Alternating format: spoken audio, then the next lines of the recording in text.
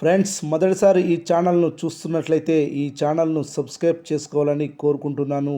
ఎందుకంటే నేను పెట్టే ప్రతి వీడియో మీకు నోటిఫికేషన్ రూపంలో రావడం జరుగుతుంది. ఈ ఛానల్ గ్రోత్ కూడా పెరుగుతుంది. ఈ ఛానల్ను సపోర్ట్ చేయాలని కోరుకుంటున్నాను. సంక్రాంతి కానుకగా విడుదలైన సినిమాలలో సూపర్ హిట్గా నిలిచిన చిత్రం నందమూరి బాలకృష్ణ హీరోగా నటించిన మూవీ డాకు మహారాజ్.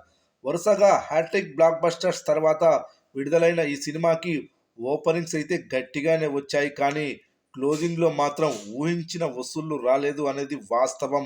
పండగ సెలవుల తర్వాత ఈ చిత్రానికి వసూళ్లు బాగా తగ్గిపోయాయి. దానికి ప్రధాన కారణం విక్టరీ వెంకటేష్ సంక్రాంతికి వస్తున్న చిత్రమని ట్రేడ్ విశ్లేషకుల అభిప్రాయం.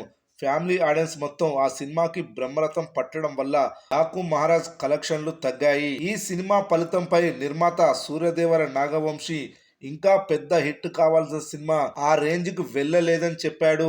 కానీ బాలయ్య గారి సినిమాలకు దుమ్ము లేపే సెంటర్స్ అన్నిట్లో డాకుమార చిత్రం చితక్కొట్టేసిందని, ఓటీటీలో విడుదలయ్యాక ఈ సినిమాకి వస్తున్న రెస్పాన్స్కి చాలా ఆనందంగా ఉంది అని, ఓటీటీలో ఈ సినిమా లాంగ్ రన్లో ఆల్ టైమ్ రికార్డ్స్ని నెలకొల్పవచ్చని చెప్పాడు. వంశీ చెప్పినట్టుగానే డాకుమారా చిత్రానికి ఓటీటీలో పాన్ ఇండియన్ బ్లాక్ బస్టర్స్కి ఏమాత్రం తీసిపోని విధంగా రెస్పాన్స్ వస్తుంది.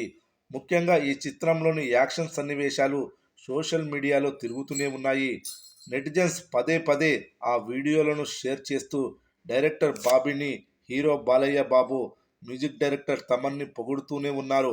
అసలు ఎలాంటి డ్రాబ్యాక్ లేకుండా తెరకెక్కిన ఏకైక బాలయ్య సినిమా అంటూ ప్రశంసల వర్షం కురిపిస్తున్నారు. అయితే ఈ సినిమా లాంగ్ రన్లో 250 కోట్లకు పైగా కలెక్షన్లు నమోదు చేస్తుందని అనుకున్నారు మేకర్స్. కానీ అది జరగలేదు. ఇక ఈ సినిమా విడుదలై నేటితో 48 రోజుల రన్ ముగిసింది. 48 రోజుల్లో ఈ సినిమా 199 కోట్ల 83 లక్షల గ్రాస్ వసూలు చేసింది. మరో 2 రోజుల్లో 50 రోజులకు చేరనుంది.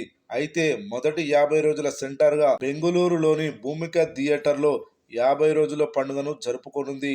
మరో 2 రోజుల్లో తెలుగు రాష్ట్రాల్లో 50 రోజుల సెంటర్స్ కూడా తెలియరానున్నాయి. చూడాలి మరి ఎన్ని సెంటర్లో 50 రోజులు డాకు మహారాజ్ మూవీ జరుపుకుంటుందో.